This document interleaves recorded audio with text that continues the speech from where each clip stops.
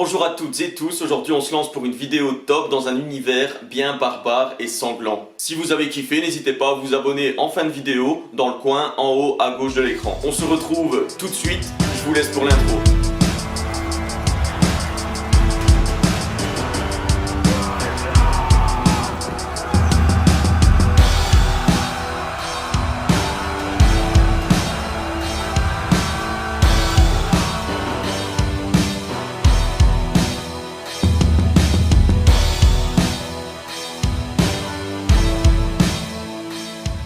On se retrouve donc pour une vidéo où l'on va classifier les 10 meilleurs combattants d'une série beaucoup trop badass, Vikings. Des combattants barbares possédant des qualités de guerriers hors normes et qui étaient vraiment redoutés par tous les autres peuples lors du Moyen-Âge. Comme d'habitude, on procédera en partant du moins talentueux des Vikings vers le plus talentueux, le plus gros des guerriers. Alors, profitez de ce classement beaucoup trop puissant. C'est parti. 10e dans le classement, Hvitserk. On commence doucement avec le 3e fils de Ragnar Lodbrok. Pour ce qui est du combat, Hvitserk est plutôt agile et se défend que ce soit à l'épée ou à la hache. Il a participé à une bataille majeure contre le Wessex et la Northumbrie en se débrouillant plutôt pas mal. Mais vraiment, le peu de réels duels qu'il a pu avoir, c'était juste ceux avec ses frères, et ses frères prenaient rapidement et tout le temps le dessus. Maintenant, c'est quelqu'un avec une grande ambition. En plus, il est entraîné par son frère aîné Ubbe, et puis c'est le fils de Ragnar quand même. Il a donc pour moi au moins droit à cette 10e place. 9e place dans le classement, le 5e et dernier fils de Ragnar, Ivar le Désossé. Pour moi, il est le plus prometteur des fils de Ragnar en termes de puissance, tactique et fourberie au combat. Une fois adolescent, il prend déjà rapidement part aux batailles, et ça malgré le handicap qui lui paralyse ses deux jambes. Déjà tout jeune, il mène des armées vikings au combat alors qu'il est transporté sur un char au cœur des terres anglaises. Il se bat clairement sans retenue ni empathie et crée un véritable carnage sanglant au sein des armées ennemies. Et ça alors qu'il est porteur d'un handicap physique flagrant. Même s'il est le benjamin, il a vraiment rien à envier à ses frères. Il est rempli de sang-froid et n'hésite pas. Il manque d'expérience, mais c'est clairement un chef de guerre psychopathe. Même une fois au sol, il rampe et se bat comme un diable. Il se faufile comme une anguille, un vrai démon. Pour moi, il prendra plus tard facilement le dessus sur n'importe lequel de ses frères. À part peut-être Bjorn. On passe maintenant à la 8e place du top avec Ubbe, l'aîné des fils. Il y a eu Ragnar avec sa maîtresse, la reine Aslaug. Ubbe est un guerrier sage et réfléchi. Tout petit, il va déjà accompagner Ragnar lors de l'attaque de Paris, mais ne va pas se battre. Plus tard, en apprenant la mort de son père, Ubbe va rassembler ses 5 frères et des armées entières de vikings pour aller droit au combat et venger son père. Lagertha et Bjorn sont à la tête de l'immense armée et anéantissent les Anglais. Ubbe fait vraiment une démonstration monstrueuse de ses capacités au combat en nous rappelant le Ragnar de la saison 1 et 2. Il a beau être un jeune adulte avisé et raisonnable, mais pour ce qui est du maniement des armes, il tient vraiment de son père. Il est sans pitié et a faim de sang de conquête. Et je pense que comme Hvitserk et Ivar, avec le temps, il gagnera en expérience. Mais pour le moment, c'est clairement lui le plus puissant des 4 fils que Ragnar a eu avec la reine Aslaug. À la 7e place, on va retrouver maintenant Lagertha, la femme de Ragnar. Une mère dévouée avant tout, mais une redoutable guerrière quand il s'agit de défendre les siens. Elle s'entraînait déjà souvent avec Ragnar et l'a ensuite accompagné dans ses expéditions. Elle est droite et juste, mais ne va pas hésiter à utiliser un petit peu de fourberie lorsqu'il s'agit de tuer quelqu'un, comme par exemple avec le Jarl Sigvard. Après être devenue Jarl, elle va diriger Hedeby, qui est une ville de Norvège, et elle va rejoindre directement Ragnar pour ses expéditions à la tête d'une armée gigantesque, en tant que chef de guerre de cette armée. Et ce n'est pas pour rien qu'on l'appelle la guerrière au bouclier. Lagertha est très habile à l'épée et se déplace très bien avec son bouclier. La seule femme viking au classement qui mérite pour moi cette place. Et puis c'est quand même la femme de Ragnar avec qui elle s'est entraînée une bonne partie de sa vie. Pour moi, elle pourrait clairement prendre n'importe lequel des vikings en duel, elle aurait une chance contre chacun d'eux. Pour le guerrier suivant, le 6e, on va se remémorer un guerrier, un viking, tombé rapidement au combat. Thorstein,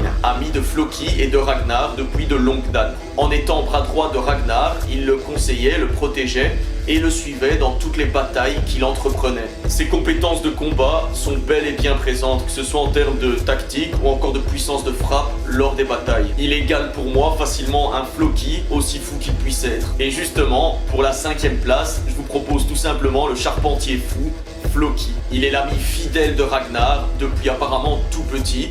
Il est grand et élancé, ce qui lui vaut un véritable avantage au combat. Il ne se bat pas avec un bouclier, mais il va exceller dans le maniement des armes doubles et se bat souvent avec une hachette dans chaque main. Après sa première expédition avec Ragnar, on va pouvoir s'apercevoir qu'il va développer une soif de conquête, mais surtout une haine envers les peuples étrangers. Une soif de bataille et de sang envers eux. Il possède aussi bien sûr un sens de la tactique. Et ça, je pense que c'est propre à tous les Vikings. Mais par-dessus tout, il va construire les premiers dracars qui permettront à Ragnar de naviguer jusqu'en Angleterre. Un combattant fourbe, puissant et rapide, mais fidèle et certain aux côtés de Ragnar. Et on arrive tout doucement en marche du podium avec cette 4e place. Un personnage charismatique et puissant, sous-estimé dans Vikings. D'une détermination et d'une violence rares même dans le monde de ces barbares païens. Harald, un guerrier arrivant à Kattegat pour rencontrer Ragnar lorsqu'il est roi, après avoir défait plusieurs jarls de Norvège. Il va vouloir participer au raid en Francie et Ragnar va tout simplement accepter pour gonfler ses effectifs avec l'armée de Harald. Il va dévoiler lors de l'expédition une haine immense envers les chrétiens qu'il va torturer et violer. Ses capacités de combattant sont réellement énormes. C'est un sociopathe colérique et impulsif. Il peut démontrer aussi des sentiments sincères envers les femmes par exemple, puissant mais dangereux. On entame maintenant le podium avec cette 3e place pour vous présenter une valeur sûre dans le monde des Vikings. Vous l'avez peut-être deviné, Bjorn Côte de Fer, le fils de Lagertha et Ragnar. Un Viking talentueux depuis qu'il est tout petit, intelligent et mûr. Il tient tout de son père Ragnar et très jeune, il l'accompagne déjà dans ses expéditions. Dans l'adolescence, il va monter vraiment en puissance et en technique, en tactique aussi de combat. Pour qu'à l'âge adulte, il soit totalement complet dans ses capacités de guerrier. Il va mener avec sa mère Lagertha des armées vikings sur les terres étrangères. Il ne porte pas de bouclier, mais une épée ou une simple hache pour se battre, ce qui va lui permettre une agilité et une rapidité immense lors de ses combats. Pour moi, il pourrait facilement prendre l'avantage en duel contre n'importe lequel des guerriers précédents dans le top. Pour les 2 dernières places, j'ai longuement hésité. Mais après une grosse réflexion, la décision va être toute simple. En seconde place, je vous propose Rollo, le frère aîné de Ragnar. Déjà au début, on va nous faire part de la jalousie qu'il a vis-à-vis de Ragnar, vis-à-vis de son frère. Il l'envie, et vivre dans l'ombre de Ragnar le ronge vraiment. Il va pourtant suivre son petit frère dans ses expéditions et s'épanouir en Francie où il va devenir duc. Et bizarrement, on va voir que sa jalousie et son envie vont complètement disparaître une fois qu'il se sera épanoui en Francie. Une fois qu'il sera complètement sorti en fait de l'ombre des exploits de son frère. Ses capacités au combat sont titanesques. Il est toujours le premier à foncer dans la bataille.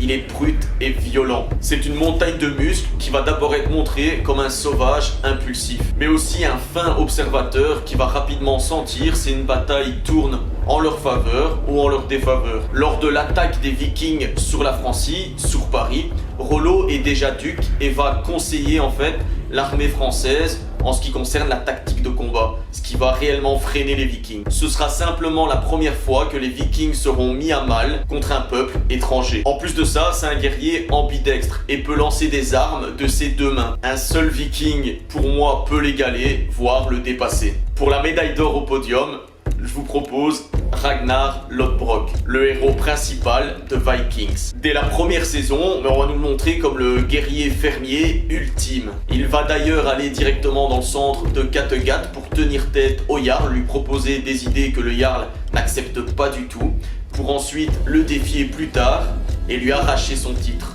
Dès le départ, on comprend très bien que c'est un Viking talentueux, voire le plus talentueux de tous. Il va innover les explorations en outre-mer et aller conquérir les terres étrangères sans relâche. On pourrait vraiment dire que c'est un demi-dieu en termes de combat, que ce soit tactique ou puissance. Il se bat avec des mouvements simples, précis et rapides, avec un bouclier ou pas, à l'épée, à la hache ou encore à la hachette. Une grosse évolution pour lui qui va passer de pur viking avec ses croyances propres à un guerrier beaucoup plus sage et réfléchi, côtoyant le christianisme. Tout simplement, il deviendra le roi des Vikings, le roi Ragnar. Voilà, cette vidéo top est maintenant terminée. C'était beaucoup trop badass de vous présenter ce top 10. N'hésitez pas à me lâcher une armée de pouces bleus et bien sûr à vous abonner. Et surtout pour les notifications et ne rien manquer des vidéos, n'hésitez pas à faire sonner la petite clochette avec votre plus beau clairon. C'était Bouta, on se retrouve dans une prochaine